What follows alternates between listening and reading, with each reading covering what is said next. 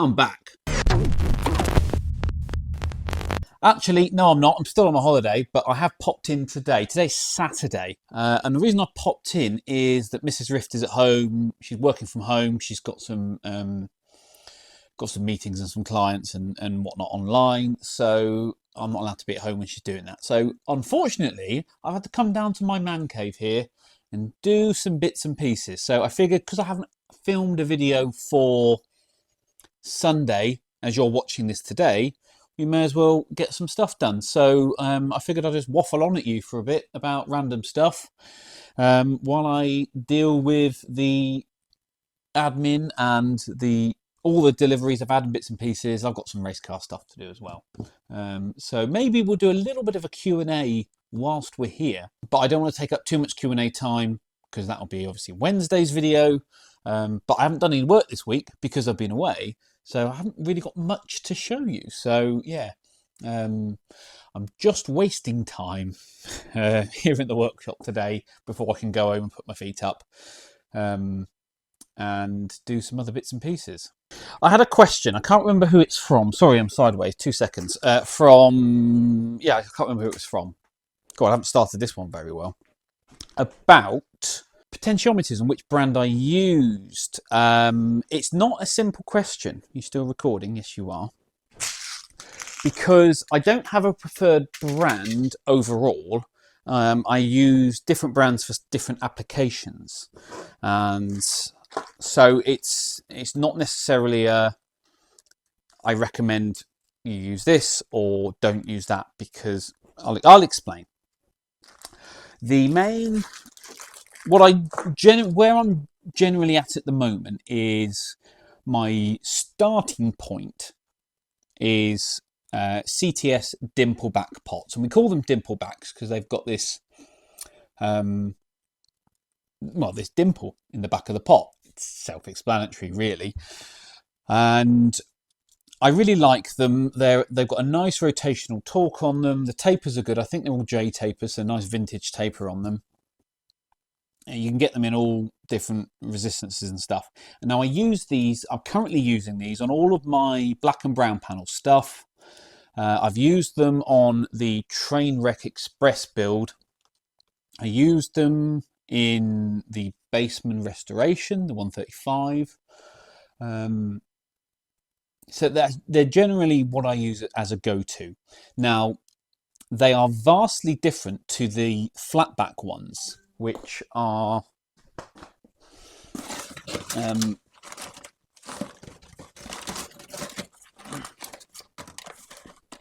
which look like this, right? So dimple back here, flat back here.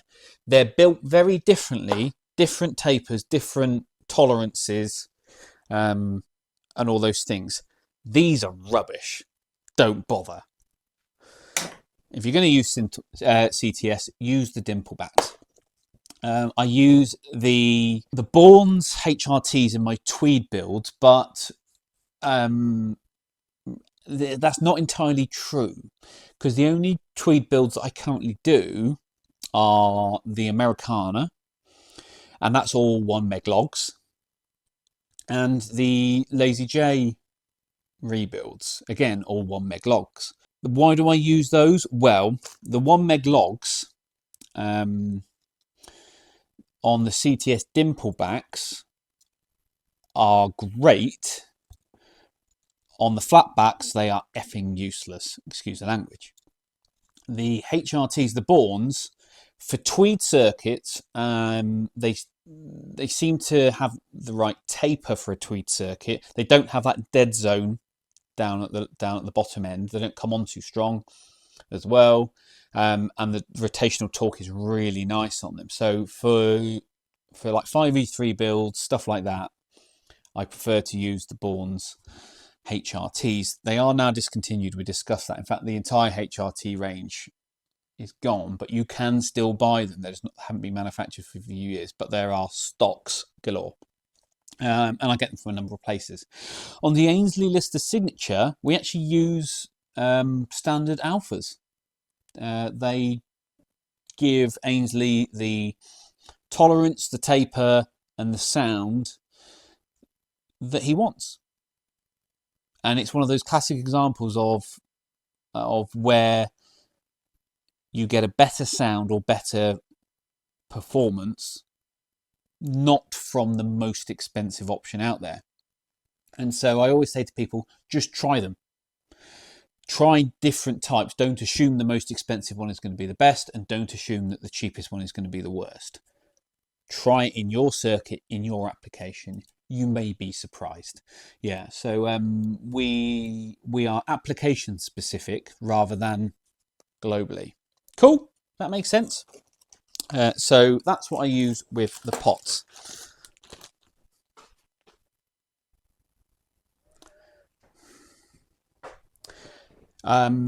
Speaking of the video that I put out last Wednesday, the update video, I said I wouldn't be taking on any more restorations, and I had quite a few panicked emails from people who'd already booked in their amp to come in for either restoration work or deep dive repair work, you know, the more in-depth stuff. And so don't panic, don't worry. If I've already spoken to you and agreed to take on the amplifier, your amplifier, that's fine. We can move forward with that. I'm not turning you guys away. It's anything new. So any new inquiries for anything that's really in-depth and intense, I won't be taking on, at least for the foreseeable future. I've just got too much other work. But if you contacted me already and said, you know, we've agreed for you to bring your amp in for me to do, you know, whatever work on it. I know there's a, I've got a really cool twin reverb coming in, which will be on the channel. Then that is fine. I've also got a really cool Vox AC30 coming in that I can't wait to show you guys for what I think will be quite an interesting repair. But if I've already spoken to you and agreed it, as I said, it's absolutely fine. Bring it in, we'll get you sorted. But anything new moving forward, I'm most likely going to have to turn away, at least for the foreseeable future. Anyway, I wanted to talk to you guys about something completely different. God, we're bouncing back and forth here. You may have seen me using these illuminated toggle switches on a couple of builds now. I use them on the Dexter. As you can see, sits on the front there. Right, they're really interesting because when you are limited on front panel space, it means you don't need a separate switch from your dual light. And on some apps you might want that, but on where you are limited, having the dual light as part of the switch is great. Obviously, being that it's an AC bulb inside, you're going to need both the live and the neutral, so you can switch both the live and the neutral at the same time, which is what these do. And they're quite a small footprint, so they don't take up much space. Now, the only annoying thing about them is the outside diameter is 23 millimeters. So you need a 23 millimeter hole. And your stepped drill bits will go 22 to 24. So you getting that 23 is quite difficult. I've got a stepless drill bit, but then you have to be really careful, you know, edging up to the right size to get it there. So if anyone has a recommendation for a stepped drill bit, a high quality one, not one of the cheap Chinesian ones, that has a 23mm size in there, do let me know. Send me the link. I'll put it in the comments below. Don't just don't just Google and send me, a cheap one. I've probably seen them, but I'm looking for a really high quality one, because when you're drilling out face plates and chassis, the quality of the cut is paramount. So yeah, that's what I wanted to talk to you about. Speaking of panel stuff, we've booked the what have I done? What have I booked? I booked something. Yeah, I booked an evening track day for my new BMW race car. The car is going to be racing in September, but we booked an evening track day at Bedford Autodrome a couple of weeks' time for us to give the car a shakedown, try and break it. So we break it at the test day, not at the race weekend. Try and get those iron out those issues that it may have. You know, it did sit for a while. So anyway, we booked a test day for it. And so I'm just going through and making sure that we'll have everything that we need. And one of the things you do, you've seen on my own race videos, is I have a lap timer here. Gives me live GPS timing. It gives me a delta, so I know if I'm up or down on my previous best, etc, etc, etc. And it mounts to on the centre dash of the MX-5, but it is removable. Uses a Herman Richter style mount, which I've got here. So I bought another mount for it. So I need to get this mounted into the race car. You see it just slots in like that. And then you can just mount that to a surface on the race car. So we're going to get that done. That's easy. That's the easy bit. That is simple enough. Although I do need to make a bracket up for it. But you'd think the car would have, you know, a cigarette lighter socket, a 12-volt socket. It doesn't. The original one was removed ages ago, and the previous driver obviously never used anything that required internal power. So I bought one of these from, I mean, this is a cheap eBay one, that we're just going to wire into the car. So it takes a 12-volt in and puts 5 volts out, so you can power your bits and pieces like that. The good thing about these ones is it also runs, also gives you a voltage display. How accurate it is, we're going to test it, but at least it gives you, I mean, I've got one of these in the MX-5 as well, but at least it gives you a rough idea whether your alternator's charging the battery or not. So this is a vanity panel that sits in the passenger side of the car, and it's only in there just to hide the electrics that are behind it. So what I'm going to do is I'm going to drill a hole in it and mount that. So then I've got easy access to this. It's not tucked up behind somewhere. I can be able to read the display, and we can plug into it to power the lap timer. So that's what we're going to be doing. So I've got some, yeah, all these kind of little jobs that you don't really think about. But as you get closer and closer to track time, you realise, oh, I need to do that, I need to do that, I need to do that. So what we're going to do is we're going to give, first of all, we're going to give this some power, double check it works. It also has an inline fuse. It's a 3 amp. Absolutely fine, that's all we need. So we're going to do that, and then we're going to drill out. This is just fake carbon fibre. Get this mounted. Then that can go back in the car. I can then wire that in to any, we want ignition live, don't we? Not permanent live. And then I've got a power supply to the car. Sorry about the wind, but one of my favourite things to do when I'm down in Cornwall, when the tide is low, is you can walk along the causeway over to St Michael's Mount and explore the castle. It's incredible. Mainland, you just walk along. How cool is that? So what I've got here, this is a, can you see?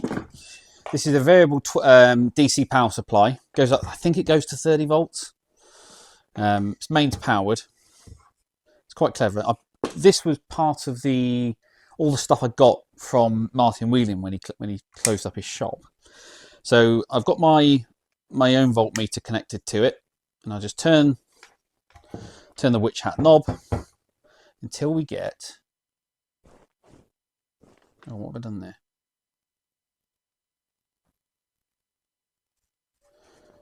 Oh, have I hit a button? There you go. And we'll set that to 12 volts. So I know it's outputting 12 volts DC, as close as I can get it.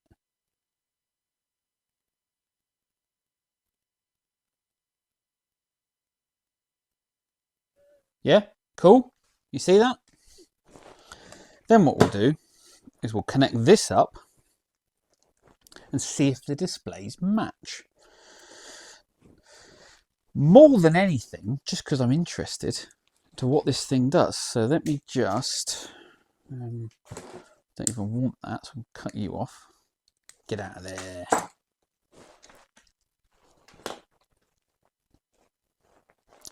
So remember, what is it? Red is black, plus is minus. Sounds good enough for me. Get you in there.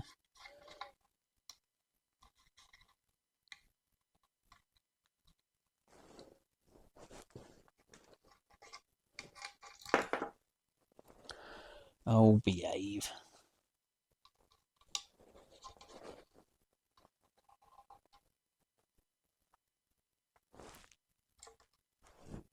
So we've got 12 volts on here, and that's saying 12.2. So let's adjust. If I reduce it down, so now that says 12 volts on here. You see 12 volts on there, 11.9. It's so sensitive.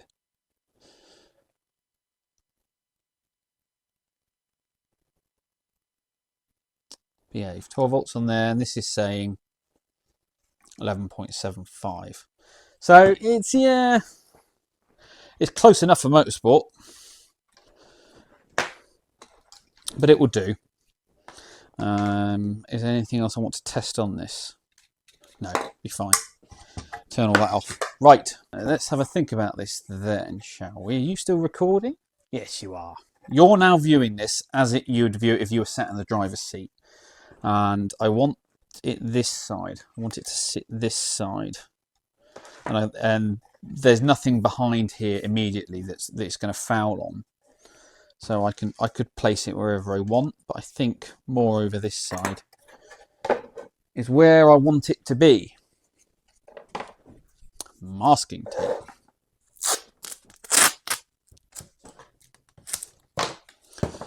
So if I think I might want it slightly higher up rather than on the center line, maybe. What do you think? Are we there? There? I think we're kind of over there, don't you? I think about there. Yeah, I like that.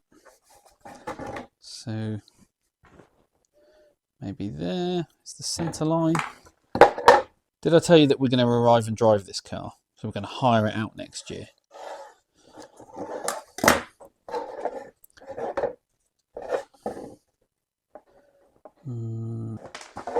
Right, where is my drill? Where's my drill? Here's my drill. Now, what size are we going to need to drill on this? So, to get this through with the calipers, 28.3 millimeters. What kind of size is that? Well, it's over 1 inch, isn't it? But it's not 1 1/4. So what do? Go to 23 and try that? Why is it never simple? Oh, update on the reverb transformer situation. I was contacted by another winder here in the UK who's going to send me some samples, which I'm really happy about because he is willing to do small runs. In fact, what he's willing to do, and this is kind of the dream really, is that they're going to, he will wind, for example, 50 units, keep those on the shelf, and then I can just buy from him 10 at a time, 15 at a time, 20 at a time, 20, whatever I need. But he will keep the price based on the higher number. You know, the more units you buy, the better unit rate you get. So I can buy smaller numbers from him and get the larger order quantity pricing, providing they sound the way they need to. So once we go through that process, that's what we're going to do. I couldn't believe it. I did go back to the other transformer company and say, what's what are you aiming at, playing at? And they said that's the way it is now, take it or leave it. Which is annoying because I've been using that firm for 10, 12 years. It's over 10 years. Well over 10 years. They're just, not interested in long-term business relationships, I guess. So if you're watching this, shame on you. Right, anyway, that's where that's going. 28mm hole. I'm going to go drill that out and I shall be back. Right, 28mm hole drilled. And it goes straight through. Lovely. So how am I going to line that up so my OCD doesn't get the better of me? Now, does that need... It feels like cheap plastic, right? It feels like really cheap plastic. So I worry that if I crank on it too much, it's just going to split. So in that case then, do I put a little bit of Loctite on it? Yeah, I think I do. Or I'll tell you what we could use, as it's a budget build, rather than using the proper Loctite 242, the one I always use. One of my subscribers gave to me the TMU version, the cheapy one, the 243 thread locker. So it's the same number, but it's one, it's a lot cheaper, and two, it's definitely made in China. Should we use that instead? I have used it on some other bits and pieces, but see, my concern was not that it wouldn't have the same strength, i.e. that it'd be weaker than the correct stuff. My worry was that it would actually be stronger and therefore be a higher, or wouldn't, well, you would it'd be more like a permanent one rather than a semi-permanent, which is not what we want, but I'm sure there's a way to test that. We can measure breakaway torque, couldn't we? Let's just put a tiny dab on. Oh, nothing's coming out. Try that one again. There we go. We'll just put some on the top edge. Boop. Snug that down. Line it up so it looks somewhat straight. That looks straight to you? That look lined up? No, I think it needs to come round. Oh dear. Oh dear, oh dear. If it's not perfect, it's gonna annoy me for the rest of time. That looks better. Come on. Right, we'll just give it a quick snug round. I think that looks all right, don't you? I think that looks all right. So what we'll do is we shall illuminate it again and give you the final effect. Right. Red is black, plus is minus. Right, on. Advance the voltage. Can you see? Oh, it comes on. It comes on quite low voltage, doesn't it? Anyway, up we come. There we go. What do you think? Is that a professional level install? What do you think? There you go, 12 volts. Now, when a car's running, it's normally running around 13.5 volts, 14 volts, isn't it? So there you go. How does that look on camera? Can you see that? What does that look like? Oh, it's gone too far. Very cool. So we'll get that back in the car. Might run up this afternoon and do that. Stop waffling. So that's that job done. Nothing to do with guitar amplifiers, sorry. But it was something I wanted to get done today. Turn you off, disconnect you, etc, etc. Right, I'm going to spend the rest of the afternoon having a bit of a tidy up. I haven't had my lunch yet and it's 1:30. I've got some other jobs to do, but I think that's quite nice. That's quite a nice install. I think I've done a good job there. And we can get that in the BMW race car, all wired in. We'll just find any chassis ground and any 12 volt switched live, not permanent, do you remember? And then I can power my bits and pieces off that. Good job. Right, come up to the car. I've had to use a boot to keep the door open. There's no check strap on this side, so it just keeps closing on itself. Anyway, this is where that panel sits. So we're going to get that back installed shortly.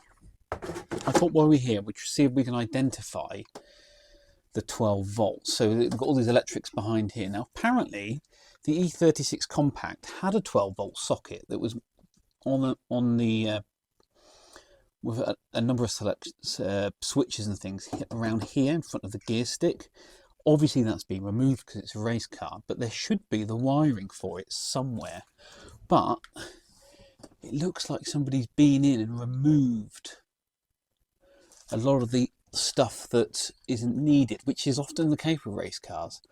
So what I thought we'd do is just see if we can identify if any of these wires, probably the thicker ones, just have a 12 volt feed, which when obviously the key is the ignition and turn to the run position is live, but then when you turn the key off, defeats that, so it's not a permanent feed.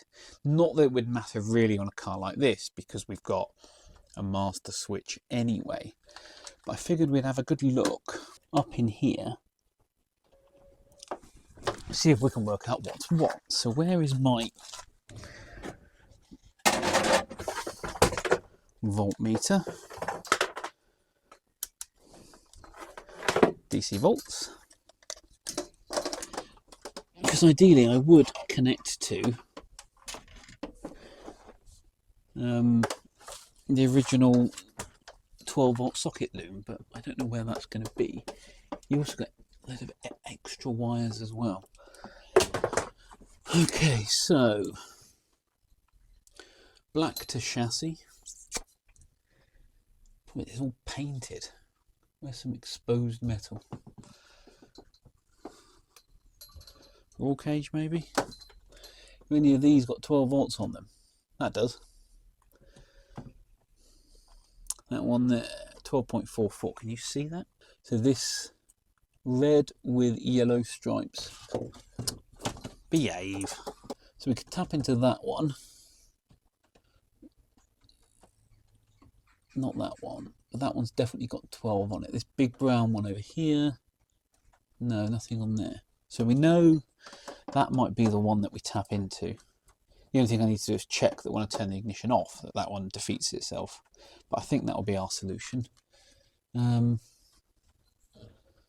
Yeah, quite happy with that. Quite happy with that. Let's move you back. Hello. Right, so let's get this panel in anyway. T20s up here. It's just started raining. This is a real professional job, this, look. Now you can see. Now you can see. Right.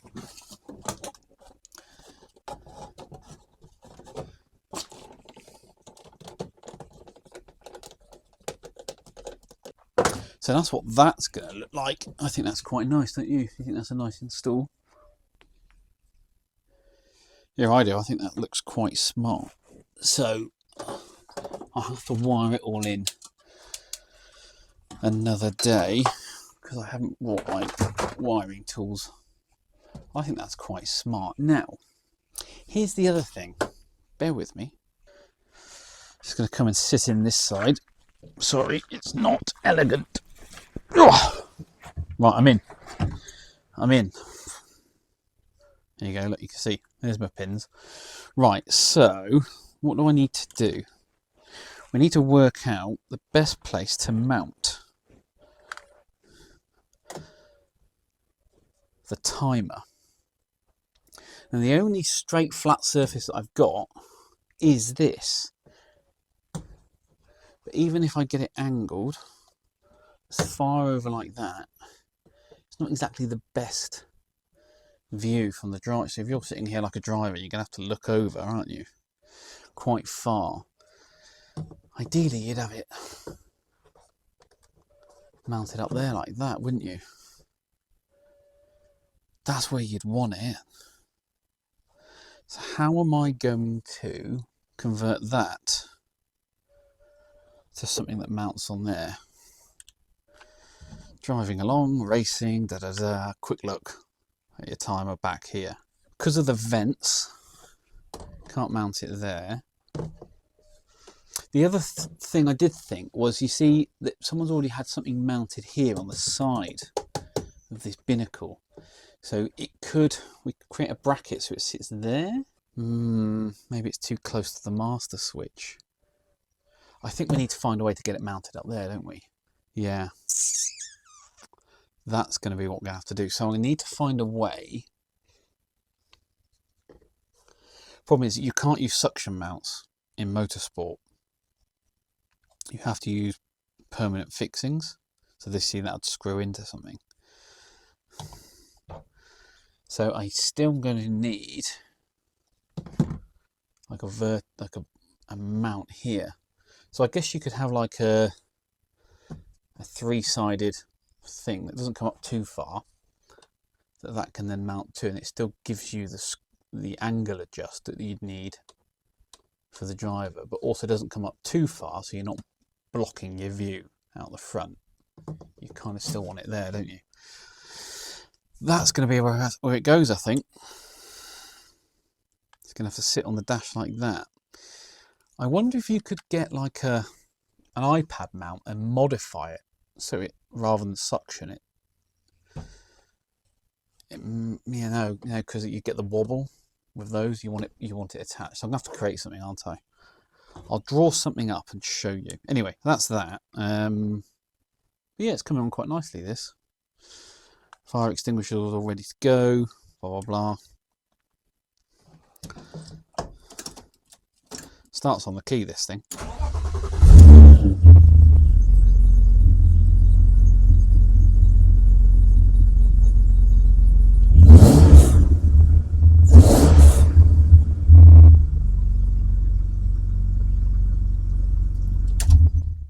But you get the idea. Okay, so yeah, that job is now done. The power supply for this, now we've got to work out mounting that up there somewhere. I think that'll be the best solution. We just need to find a way. We need something for this to mount to that mounts to the dash. The other thing is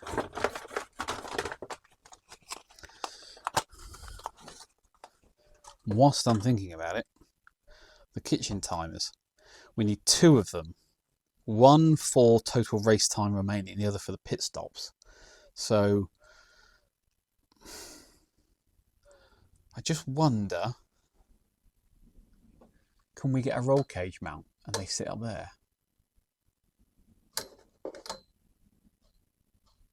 Not in your line of vision, but they could sit. Maybe there's like a GoPro mount that we can modify, have one either side.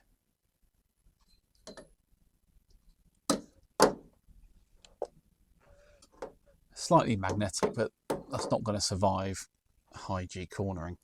So yeah, we need to think of something, but it needs to be within driver's reach, so it can't be too far away. But I think up there might be, I bet you I can modify a GoPro mount, a roll cage GoPro mount, and have them both up there, one on either side. So it's quick to glance at. So you've only got to go, well, I'm driving along, how long left, look up, come back down. Problem with having them on the steering wheel is during tight turns you can accidentally knock them. So we don't want that. What else? Is there anywhere else we could put them? Maybe create something down here. No, I don't like that. I think up here for the timers is good. So we're going to do timers up there. I bet you I've got a GoPro mount I can modify. I bet you I've got something like that. And then the other thing is the lap timer. We need to create a mount for it on there. So I would say